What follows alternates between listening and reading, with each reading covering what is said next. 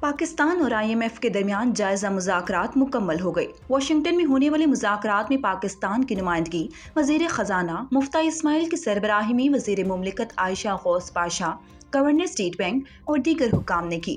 ذرائع کے مطابق پاکستان نے IMF کا تیل اور بجلی پر سبسڈی واپس لینے کا مطالبہ تسلیم کر لیا ہے، جس کے بدلے IMF نے پاکستان کے لیے قرض پروگرام میں 1 سال کی توسیع پر رضامندی ظاہر کر دی ہے۔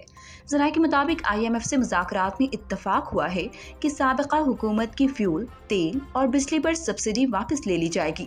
مشین آنے سے پہلے تیل اور بجلی کی قیمتوں میں اضافہ کیا جائے گا۔ 7ویں ریویو پر اتفاق ہونے کے بعد IMF بورڈ کو بھجوا دیا جائے گا، جس کے بعد IMF بورڈ پاکستان کو اگلی قسط کی منظوری دے گا۔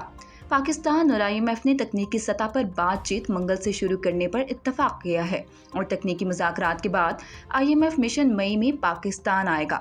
IMF مشن کے پاکستان آنے سے پہلے تیل اور بجلی کی قیمتوں میں اضافہ کیا جائے گا۔ مذاکرات میں اسٹیٹ بینک کی خود مختاری اور معاشی اصلاحات پر عمل درآمد بھی اتفاق رائے ہوا ہے۔